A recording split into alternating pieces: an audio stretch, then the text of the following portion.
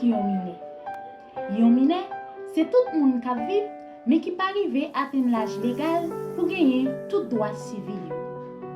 Dans quelques pays, l'âge légal ça c'est 18 ans.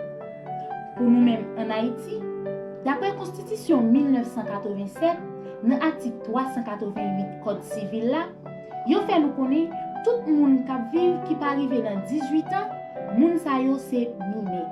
Ça veut dire l'âge légal en Haïti c'est 18 ans. Et yo pral fait connaître moun sa yo pa gen aucun consentement. Yo pa ka prendre ni décision ni signer aucun contrat sans approbation parent ou bien yon responsable. La loi pral dit tout, moun sa yo besoin bon jan protection.